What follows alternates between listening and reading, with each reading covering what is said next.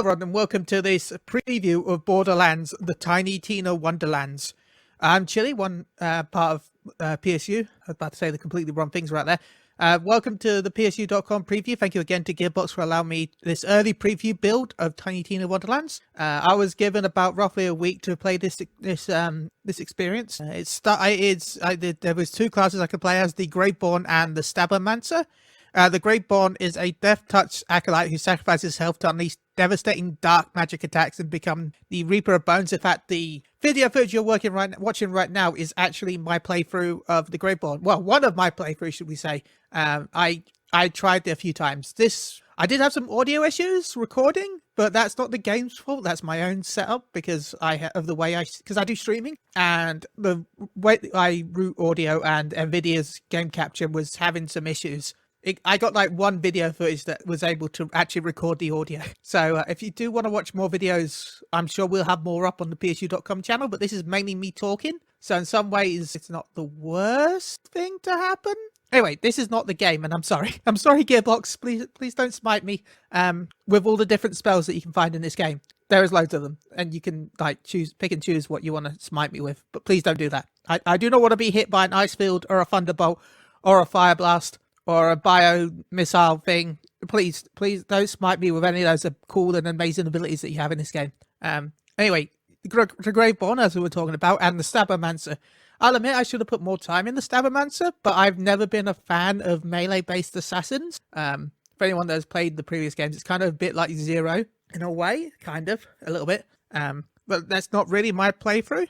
But it was what I did play was a little bit of fun. I'll give it that. Both classes were fun. I did put a lot of time into my experience with the game, and even though I only had a week, I think I put around 20-ish hours, which, considering the fact I only have access to one zone, was a lot of a grind. So I did kind of unlock most of the Graveborn skill tree, and I had a lot of fun. Again, this is all based on an early build, so balance changes will happen between now and release. So I can't talk about balance too much because I don't know what it's going to be like when the full game comes out. Now, I was access to a main plot quest, which was by Jar, which, by the way, Jar was a wonderful goblin that I thought was really cool. I thought all the new characters were really well done.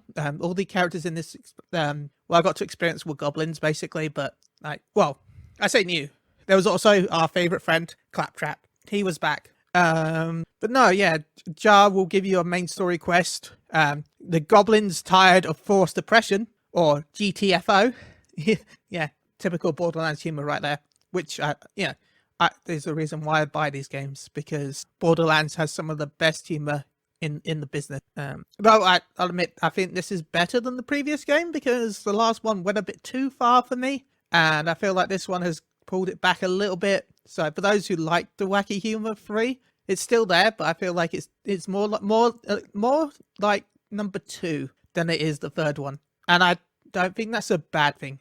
I think that's a good thing. There's also some side quests that I was able to do. I'm not going to go too much in detail with the side quests. I don't want to talk about the main story too much as well, because I want you all to be able to experience it yourself. Though there is some side quest footage in this video, so just a heads up on that. Heads up, spoiler warning. But yeah, now we get to do stuff with Claptrap. I wasn't able to access the character creator co-op mode or the overworld or fast travel. Though I could fast. I don't know what I meant by that, because I could fast travel on the map. I just could not fast travel to other areas, which is understandable because this build was supposed to be one area. And for anyone who wants to know, this is on medium PC spec stats, medium PC settings, which I did not have the option to change. More details, of course, of the specs and the settings in the future. Again, this is a PC build. There was no console version available, otherwise I would have played that. But, I did play on controller as well. I played on the Xbox controller. Well, actually, I played on PS5 controller by emulated Xbox software compatibility, because it wasn't compatible with PS5 yet.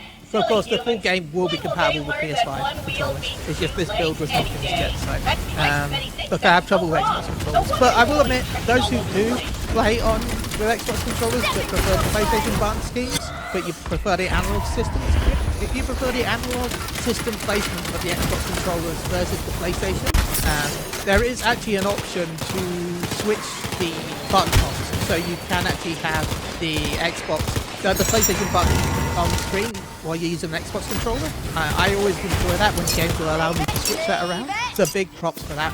Now, I've been talking a lot of, everything about the game, but the things that are most important.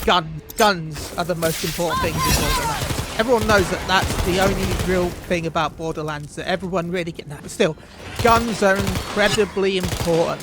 And this build I had played with, again, I can't say what the full game is going to be like exactly, but this build had guns aplenty. Like, there was so many guns. Like, there was like a laser rifle that split to hit multiple enemies. There was a fire shotgun that shot balls of fire that bounced that hit enemies. I got an exotic sword, which was pretty cool. That was my only issue with this build. The melees felt a little bit weak. Now, if you were playing the Stabbermancer, which I guess is understandable, that's the physical class, it got better as you got higher level. But with the Graveborn, it really felt like melee was pointless. Like there was no reason to use it. But again, the Graveborn isn't designed for melee, so I guess that's why. But at the same time, but again, this is not the final build. I've said this out.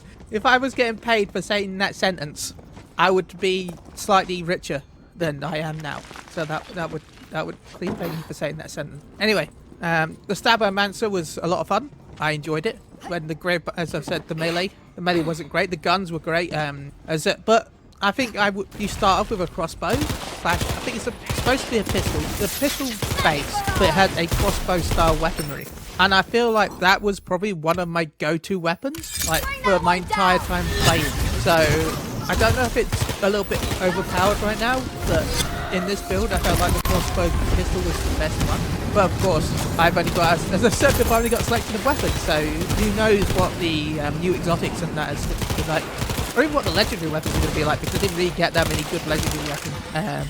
You now got magic you can equip, as I was talking about not being smited earlier on in this video. The magic can increase, like you can do different things from ice field to ice spikes to thunderbolts to poison darts to fire spell balls to... There's all different types of things I could... There was earthquakes, which of course were useless against lightning enemies. I had a lot of fun with the different types of spells. I think my main go-to spell was probably the ice spikes because of how big the range of them was. And I actually found quite a few high level ones of those. I didn't find high level ones of the other stuff. I guess the Thunderbolt was always kind of one of my go-tos. And I also used the magic missile spell, well, the not magic missile spell. I think it's called Arcane Spike for a lot of my playthrough as well. So yeah, the skill point system is back, the hero point system is back. There seems to be a myth system for once you reach level 40 plus. Either way, I had a lot of fun. I'm looking forward to the full release. Again, sorry about the audio. Also, just a heads up for anyone that's watching this, the UI is still being optimized, and the polished and the final UI may look different than what you captured.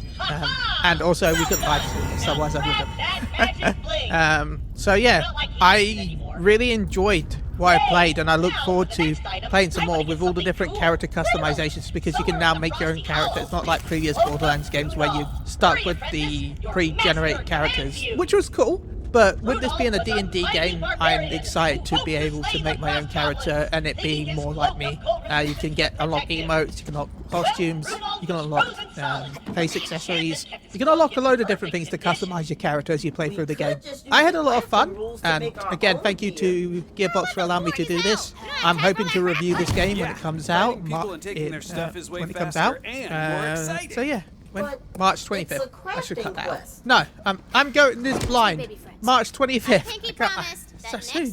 Not soon enough though, but so soon. You know, I'm not professional at all. Until then, goodbye. See you March 25th or earlier. Until then, go blow stuff up in Borderlands 3 or the DLC that's sold separately, the Tiny Tina Original Adventures. Bye.